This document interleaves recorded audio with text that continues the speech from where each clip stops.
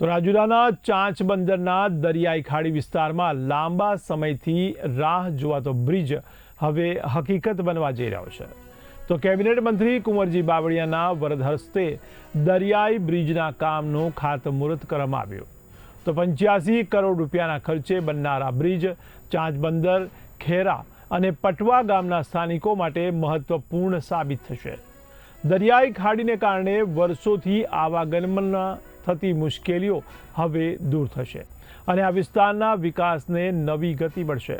આ પ્રસંગે રાજુલાના ધારાસભ્ય હીરા સોલંકીએ રાજ્ય સરકારનો આભાર માન્યો હતો અને જણાવ્યું હતું કે આ બ્રિજથી સ્થાનિક લોકોના જીવનમાં સુવિધા વધશે તેમજ વેપાર અને રોજગારીની તકો ઊભી થશે।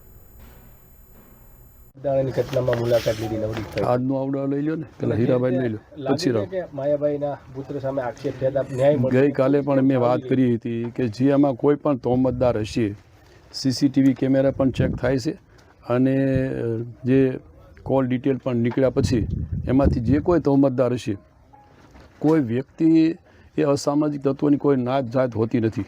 એ વ્યક્તિ એટલે અસામાજિક તત્વો સાથે જોડાયેલા જે એમાં સંકળાયેલા હશે તમામ ઉપર પગલાં લેવાશે।